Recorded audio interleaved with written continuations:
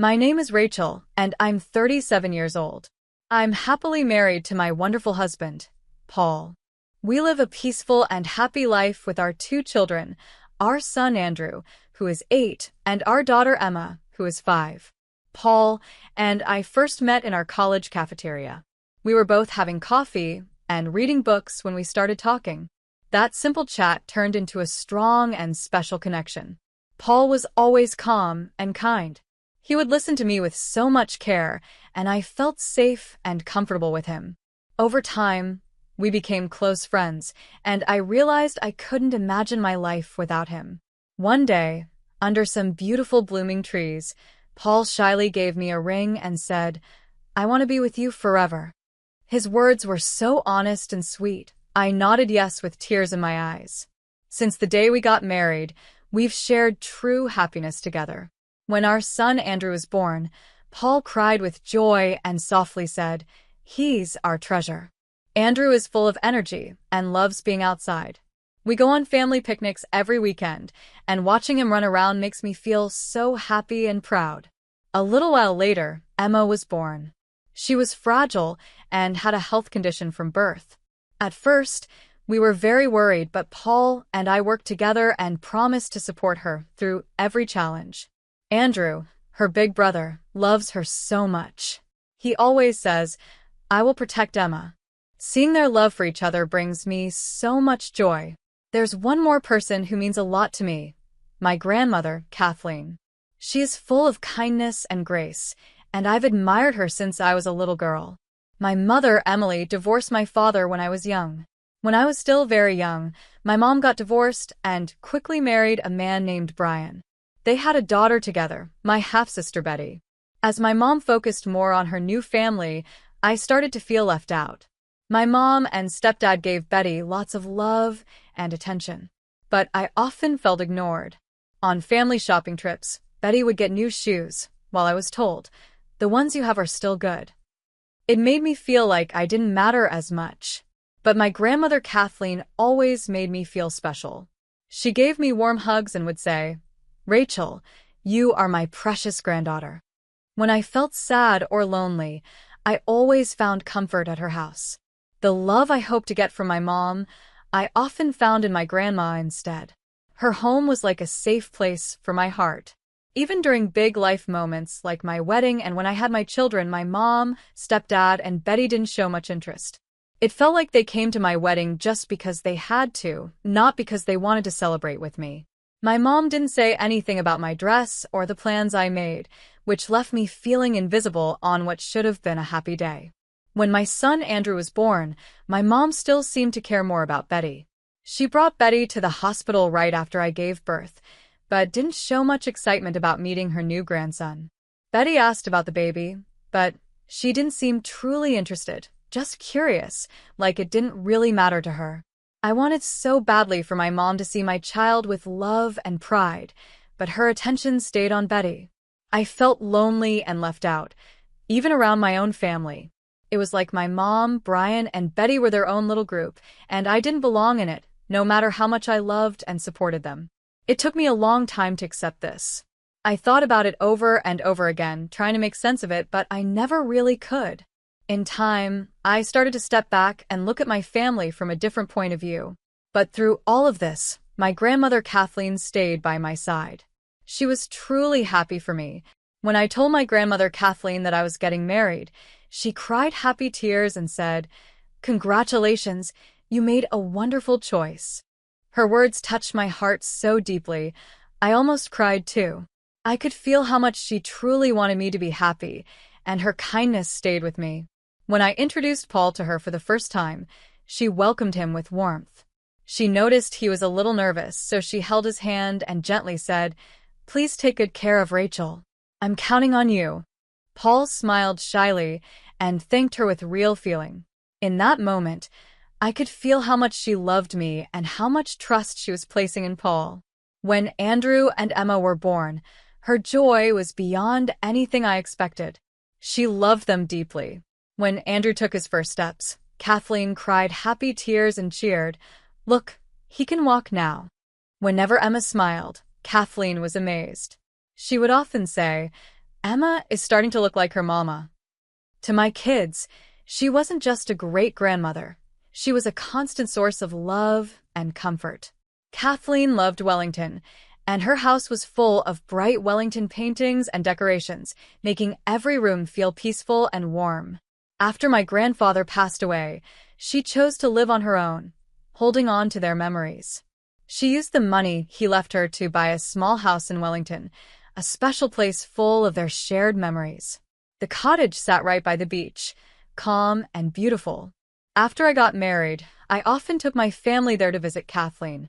She loved to cook, and her lemon pie was the best I've ever tasted. Some of my favorite memories are of us standing together in the kitchen, surrounded by the sweet smell of sugar and butter. Paul loved the peaceful feeling there too. He would smile and say, "This place feels like heaven." Andrew would run happily along the beach, and Emma loved sitting on Kathleen's lap, listening to her magical stories. Kathleen's love for my family was so clear in everything she did. One day, she told me, "I plan to leave this cottage to you." My heart filled with joy. That house held so many beautiful memories, and I hope to create even more happy moments there with my own children. But those peaceful, happy days began to fade when Kathleen became seriously ill. I gave all my time and energy to taking care of Kathleen, but at the same time, looking after Emma's health was very hard. I didn't know it then, but while I was going through all of this, my mom Emily and my stepdad Brian pretended to care about Kathleen, while secretly planning to take her property for themselves. Losing Kathleen broke my heart. But what shocked me even more was what I learned from her will. Kathleen had left me not only the cottage in Wellington, but also a large amount of money. When I found out, I cried so hard. I felt like I could hear her gentle voice saying, "Rachel, the cottage and everything else is for you and your family." But my mom and stepdad didn't agree. They were angry and said it wasn't fair that I inherited everything. They kept pushing me to give the cottage to Kathleen's brother, Jeffrey. I wanted to say no, but I was completely worn out, both in body and mind, from taking care of Emma and trying to manage her medical bills. I didn't have the strength to fight back. So, against my wishes, I gave in. I handed the keys to Jeffrey and said quietly, "We'll handle the paperwork later, once things calm down." Losing the cottage, a place so full of love and memories, hurt deeply. But I forced myself to focus on Emma. With my husband and kids beside me, I still felt like I had enough happiness in my life. But a few weeks after Kathleen passed, something terrible happened. There had been warnings about a hurricane coming, but no one expected it to be so strong. The storm was much worse than anyone thought. Heavy rain and floods hit our town hard. That day, I stayed home with Emma. She was still very fragile, and I didn't want to risk taking her out in the bad weather. Meanwhile, Paul and Andrew went to a nearby store to buy supplies. Even though the streets were starting to flood, Paul smiled and said, "We'll be back soon," and Andrew added happily, "I'll get snacks Emma likes." They waved goodbye. I had no idea those would be the last words I'd ever hear from them. On their way home, they tried to cross a road that had flooded. Suddenly, a strong wave of water swept their car away. I saw the news and felt like my heart stopped. I didn't want to believe it. I rushed to the police station, begging them to find Paul and Andrew. After hours of waiting and praying, an officer looked at me with sadness and said, "I'm sorry. Paul and Andrew were taken by the floodwaters." My world fell apart. The pain was more than I could bear. I cried like I never had before. Emma was crying too, but I told myself I had to stay strong for her. Even though my heart was breaking, I had to take care of everything, like planning the funeral. I chose the date called Friends and Family and started getting ready to say goodbye to Paul and Andrew. During all of this, I called my mom to tell her what happened. After a short pause, she replied with no emotion, "That's unfortunate. When is the funeral?" "Next Sunday," I said. "I can't come," she answered. "Why not?" I asked. "I have a trip to Wellington planned. You know Betty lost her job and broke up with her boyfriend, right? Brian and I are taking her on a vacation to cheer her up. It's already booked and hard to cancel now." I was shocked. She was choosing a vacation over the funeral of her son-in-law and grandson. Mom, are you serious? I asked, my voice shaking. Rachel, we can't just change our plans. Betty is looking forward to this trip, she said. Family died. Paul and Andrew are gone. And you're going on vacation? Don't overreact, Rachel. I understand you're upset, but we have our plans. I couldn't say another word. My heart sank. She had chosen a trip for Betty over being there for me at one of the hardest times of my life. I ended the call, feeling completely alone and betrayed. My mom had always favored Betty, but I never thought she could be this cold. On the day of the funeral, I did my best not to cry. I gently placed Paul's and Andrew's favorite flowers on their caskets, saying a silent goodbye. Many people came, including Paul's friends and family, and that gave me a small bit of comfort. Even my father, who I hadn't seen in years, and his side of the family showed up. Their presence and kind words helped ease the pain just a little. But my mom, stepdad, and Betty weren't there. I knew they were already at the airport. I could picture them sitting in the lounge, laughing and waiting for their flight, acting like nothing had happened. The thought made me so angry, I could barely stand it.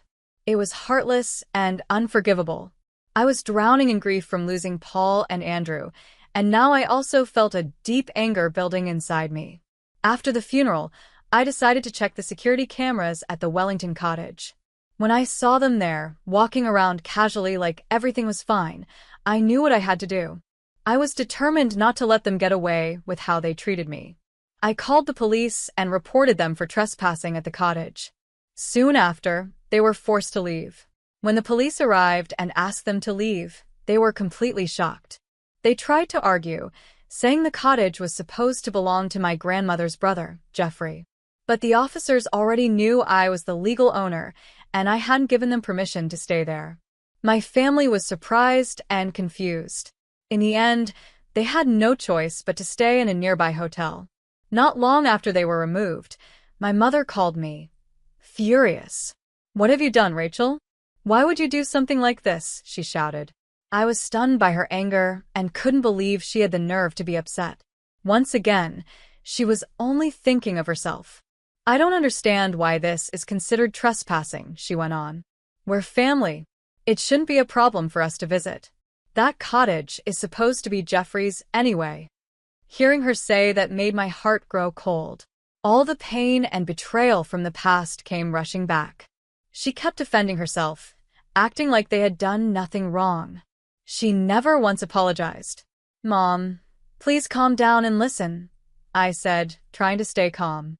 "When you entered that cottage, the legal paperwork hadn't been finished. That means the cottage was still mine. I didn't know that. I can't believe you would accuse your own family of trespassing. Do you know how expensive this hotel is?" she snapped. I stayed strong. "If we were truly family, you would have gone to the funeral of your son-in-law and grandson. That should have been your priority. But you didn't show up. I don't consider people who ignore something that important as family." For a moment, she had nothing to say. I took that chance to let out everything I had been holding in. "I don't consider you my family anymore," I said clearly, and I ended the call. Later, I heard that my mom, stepdad, and Betty ended their vacation early and flew home.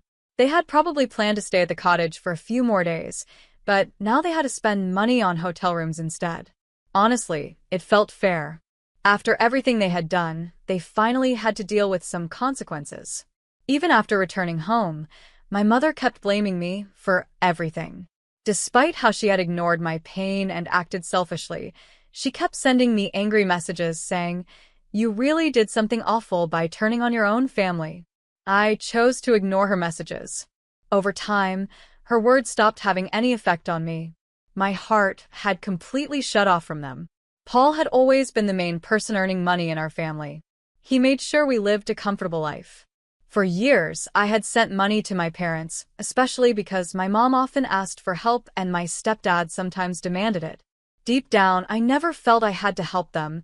It just felt like it was expected of me. But after losing Paul and Andrew, and especially after my mom chose not to attend the funeral, my feelings toward her changed completely.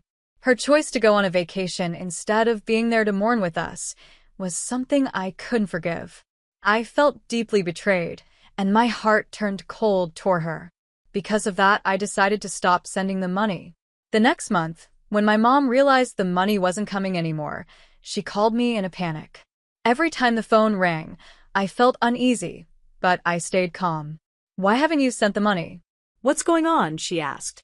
I took a deep breath and answered quietly but firmly, "I'm not sending you any more money." There was a long silence, and then she started yelling.